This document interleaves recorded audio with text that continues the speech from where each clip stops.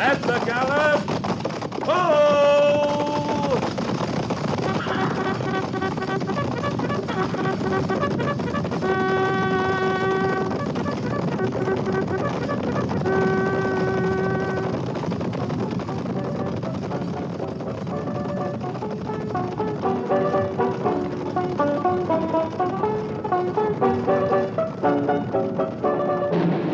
Fort Laramie.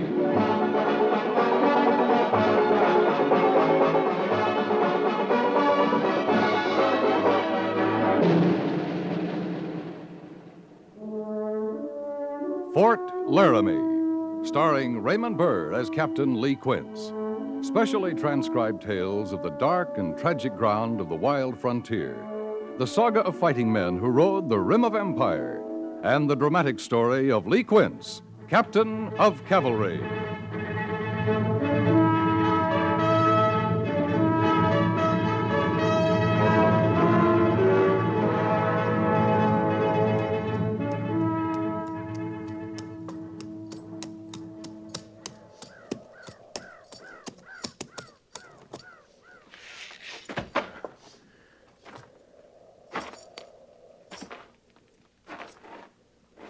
He's in there?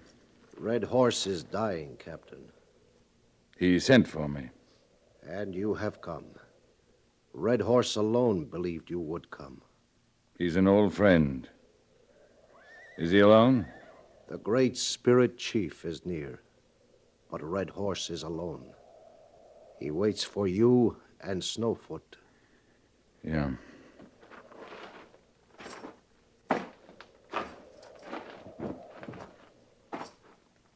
My old friend, come sit by me. Thank you, Red Horse.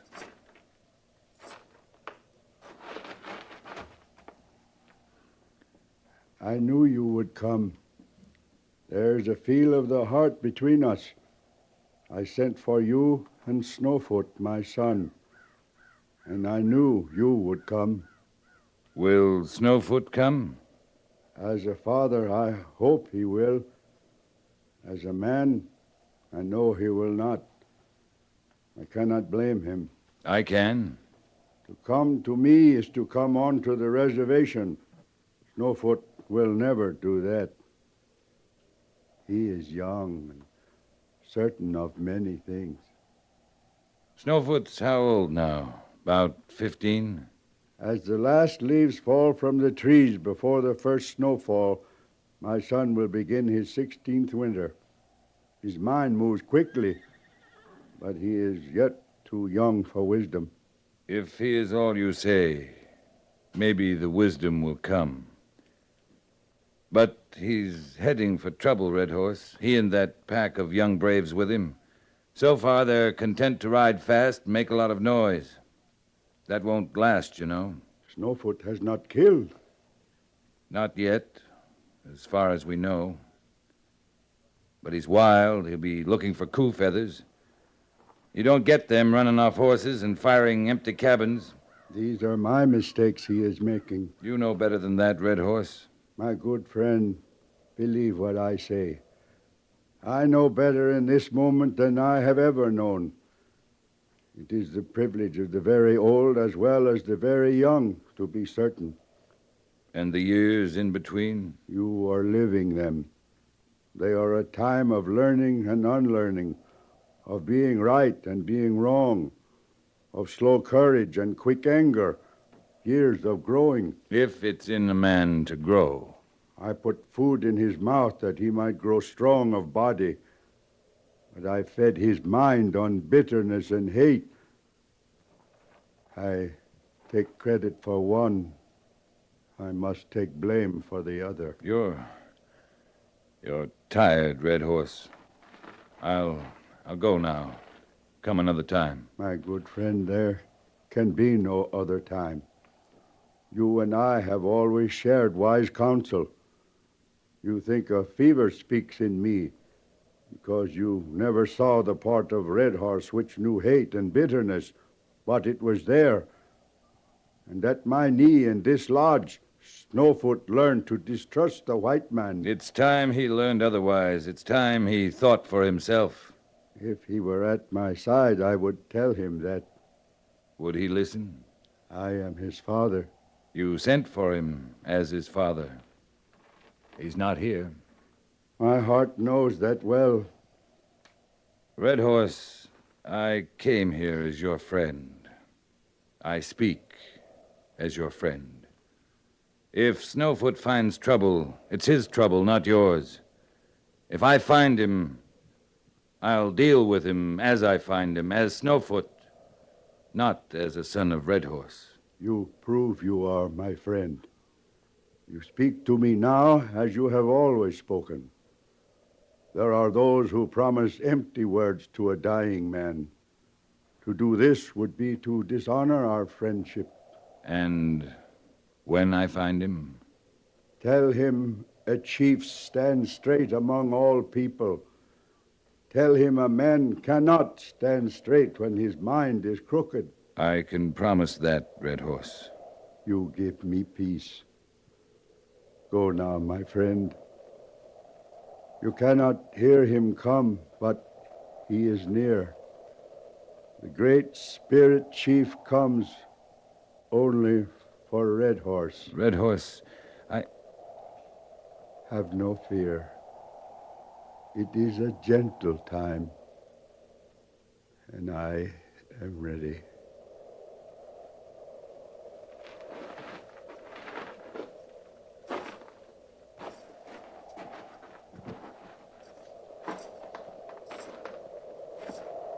You are the one who sent for Snowfoot? I rode to his camp myself. Where is his camp? On Dry Fork, near the joining waters of the Powder River. You think he will come with you, Captain? I don't know. I told him Red Horse was dying. He called it white man's trick to get him to come on the reservation. I hope you reach him in time. It's too late for Red Horse. It may even be too late for Snowfoot.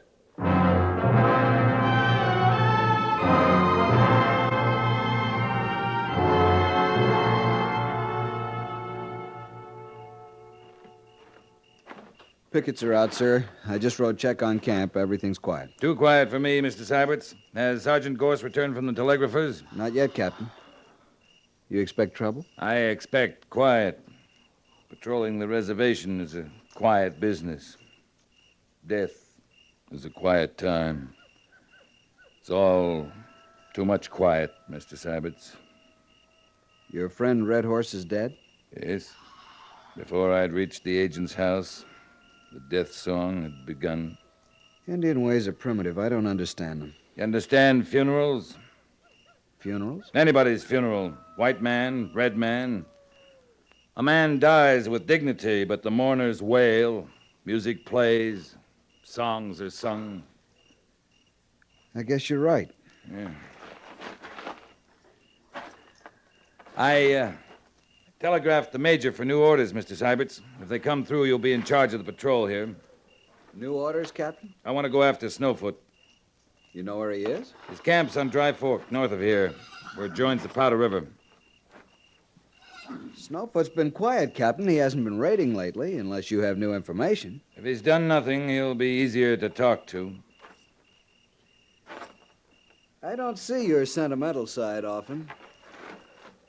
You think you see it now, Mr. Syberts? Red Horse was your friend. You're doing this for him, aren't you? Red Horse is dead. I couldn't do anything for him now if I wanted to. I'm sorry, Captain. I know he meant a lot to you. I'll tell you what means a lot to me, Mr. Syberts. I'd like to be out of a job. I'd like the whole army in the West to be out of a job. That'd mean a lot to me. I don't understand. When they talk peace, real peace, the red men and the white men, they won't need an army out here. Snowfoot's a young Indian. There's hope in him. If we can talk to him now, before he starts killing, if we can get him and his young band to come on the reservation, they might help us write that peace. can't imagine you out of the Army, Captain Quince. I might surprise you, Mr. Syberts. Yes, sir, I think you might. You think the Major feels like you do? I mean, you think he'll let you go after Snowfoot? I don't know. I telegraphed him from the Indian agents this morning. I should have heard by now. Well, suppose the Major says, all right, go after Snowfoot. Will Snowfoot listen to you? I think he'll listen. That doesn't mean he'll do as I say. Captain Quince, sir? Oh, come in, Sergeant. Captain, Lieutenant. Telegrapher just got it, sir. Turn up that lantern, Mr. Syberts. Yes, sir.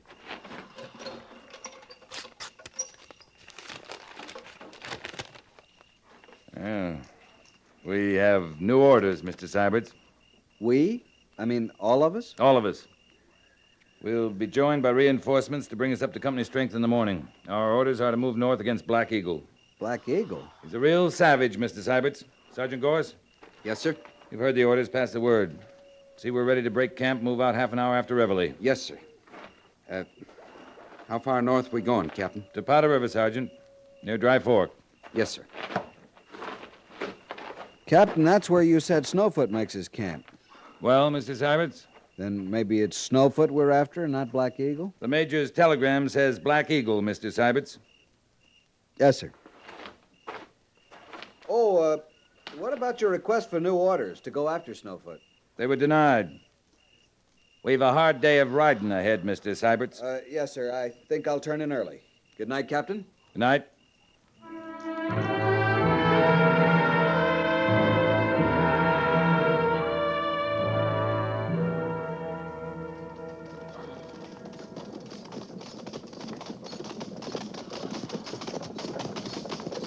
This is Dry Fork we're following, Captain? That's right, Mr. Syberts.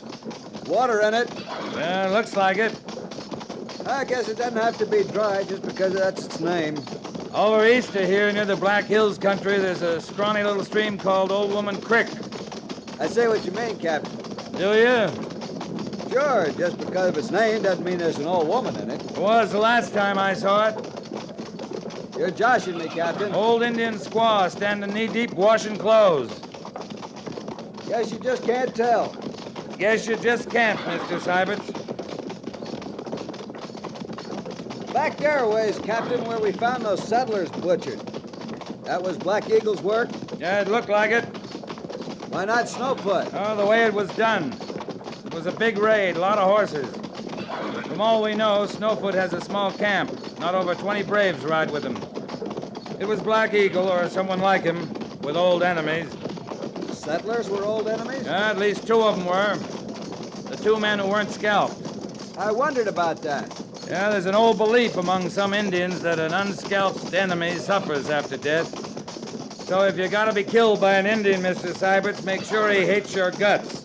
I'll sure try, Captain. About 3 hours of daylight left.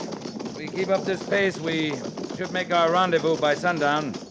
Captain Meade's infantry's closing in from the east, sir? Yeah.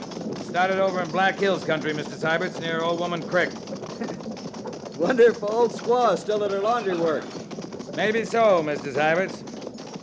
Maybe so. Looks like Sergeant Gorse, Captain. Yeah, I wonder what happened to his scouting party. Company! Company! Halt!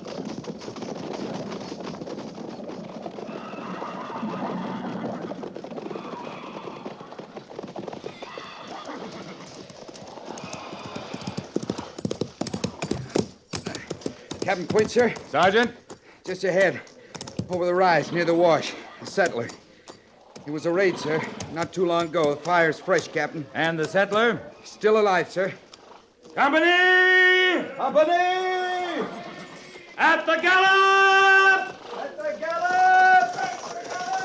Halt!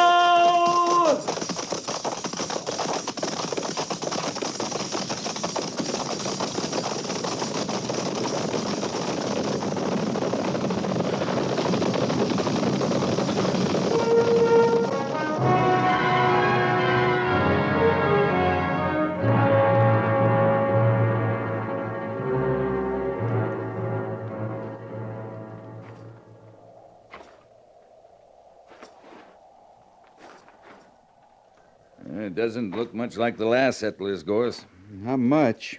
Not much at all. I count 6 arrows. You count 'em all, too. One shed fired. Cabin's all right. You look inside? It's neat in there, Captain.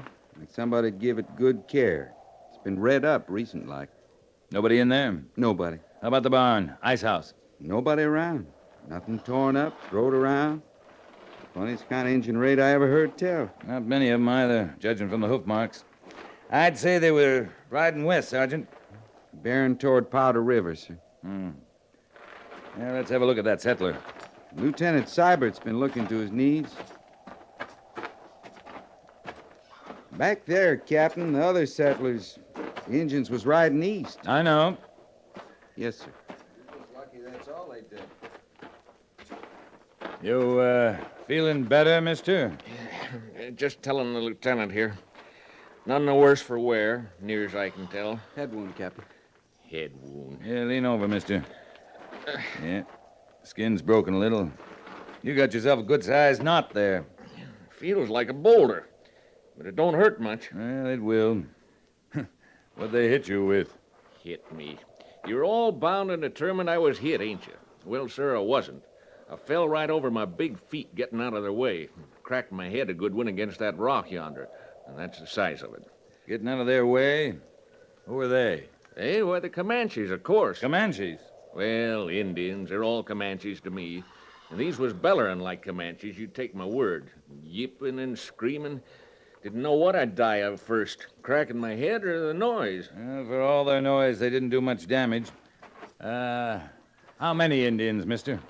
Oh, dozen, I'd say, maybe more, but not many more, mind you. I might have missed a few, seeing they was through here and gone like the wind. We're figuring they rode through here to the west. That right? That way. Yeah, west, toward Powder River. Oh, there's something else you can figure on while you're about it. What's that? I was young, real young. I guess they'd have to be bellering and yipping that away. Yes, indeedy, mighty young.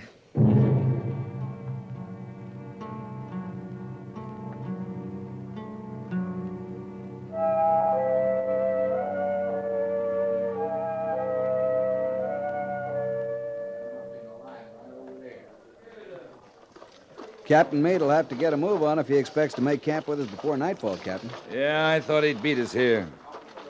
You worried about Snowfoot, sir? Worried, Mr. Seiberts? His camp can't be far away. Not far. It's less than 10 miles to Powder River. Are you going after him? My orders are to engage Black Eagle, Mr. Seiberts. Well, I know that, sir, but if Snowfoot's I intend to follow my orders, Mr. Seiberts. Yes, sir. Got a message for Captain Quince. I'm Captain Quince.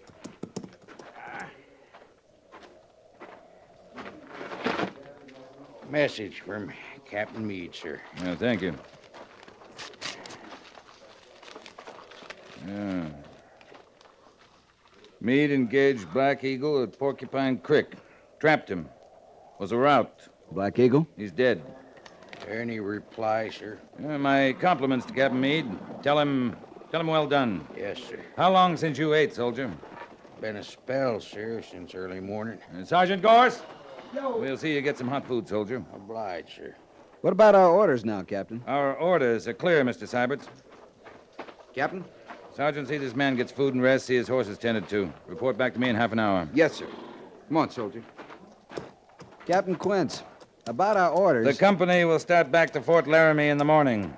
Any questions? No, sir. I'll be in my tent, Mr. Seiberts. Yes, sir.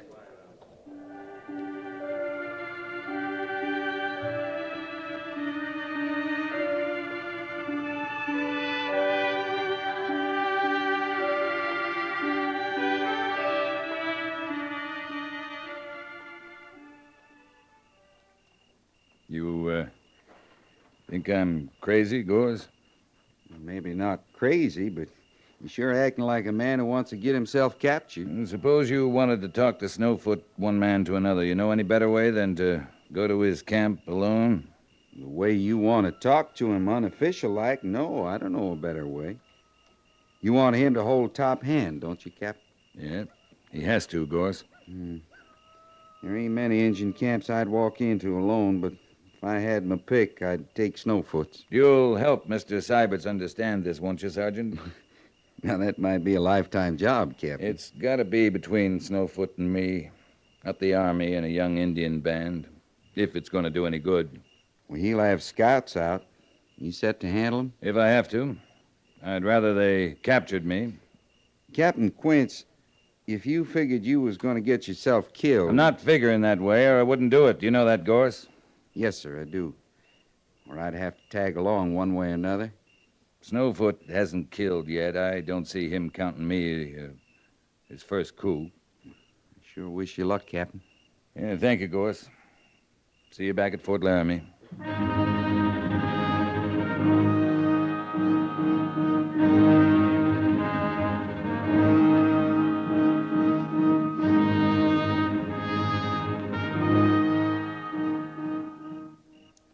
His trick. His white man's trick. You see, Snowfoot. By morning, white man's army come. Trick belongs to Snowfoot, Spotted Dog. Go now. Call the council together. I will speak to them when I have finished with White Captain. But Snowfoot... Go now!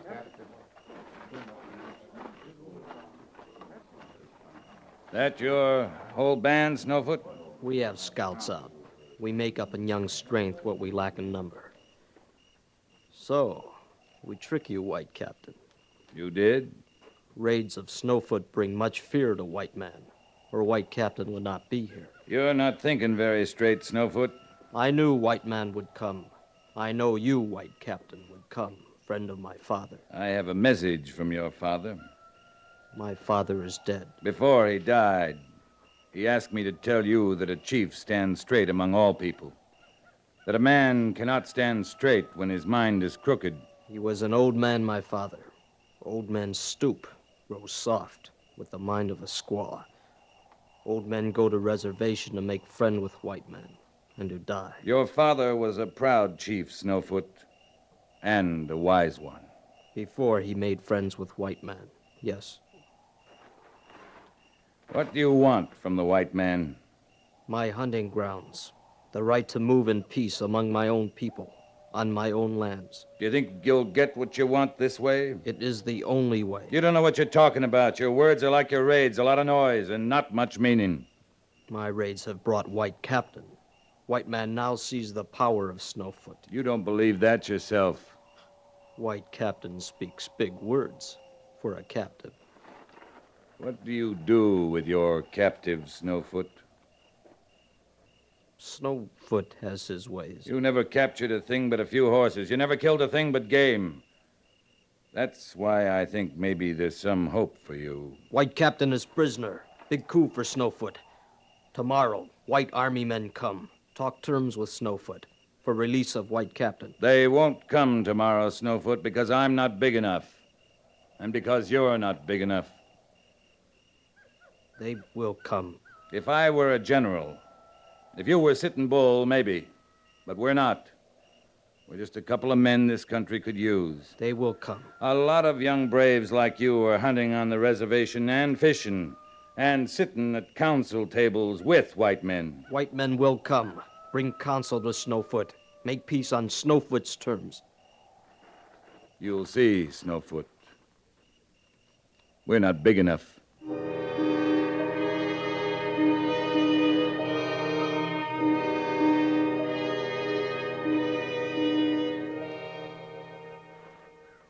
White Captain has said no white men come, and they do not come, Spotted Dog. Our scouts have seen them move away. 2 sons have gone. And I have watched you, Snowfoot. Much powwow with White Captain. You grow weak on his words. You speak with a crooked mind, Spotted Dog. There is room for strength in the mind as in the body. Now you speak as our fathers before us. We are our father's sons, Spotted Dog. White Captain, bad medicine. Then we will rid the camp of him. Kill? You will get White Captain's horse, Spotted Dog. Now.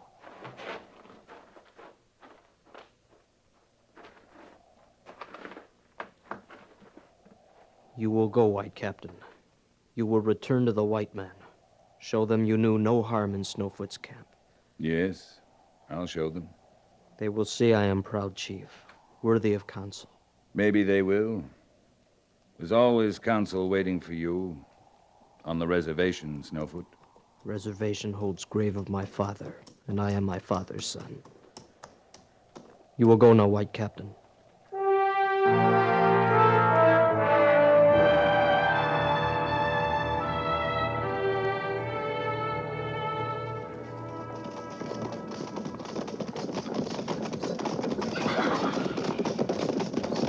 Patrol! Halt!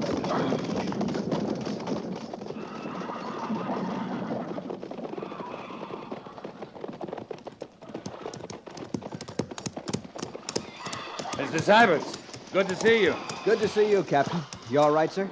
I'm all right. How's Major Daggett? I guess he's fine, sir. He was worried about you. Sent me back with the patrol as soon as we reached Fort Laramie. How far have you ridden, sir? Oh, 10, 20 miles. Well, looks like you made out, Captain. I'll know better later on, Sergeant. Well, anyways, they didn't kill you. Oh, they decided I wasn't important enough. Well, we're here to show them you are, Captain. We'll give them something they can understand. What are your orders, Mr. Syberts? Why, to rescue you, sir. Do I look like a prisoner to you, Mr. Syberts? You look fine to me, Captain, but shouldn't... I mean, we can't let them get by with what they did, sir. They did nothing. I rode into their camp. I rode away, unharmed. Well, that's true enough. You were to secure my release and return to Fort Laramie. That right, Mr. Syberts? That's exactly right, sir. I suggest we follow those orders. But what about Snowfoot, Captain? He's Red Horse's son. I think we'll see him on the reservation someday. I hope so.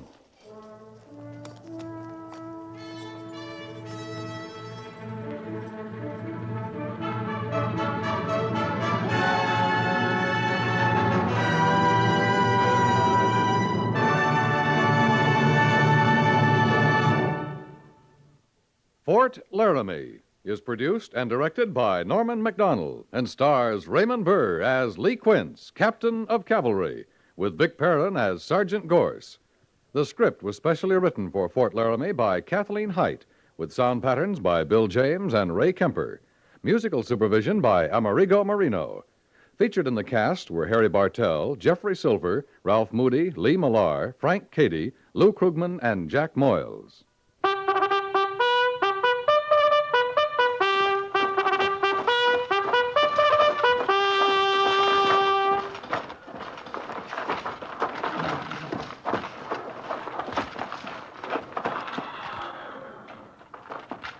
Company, tension! Dismiss.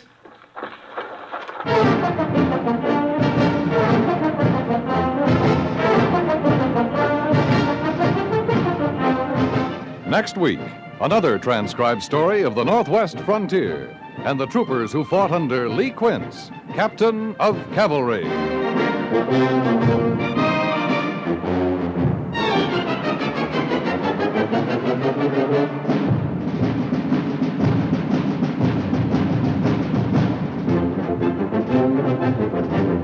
Although our national elections are still months away, they've already captured the attention of the whole world.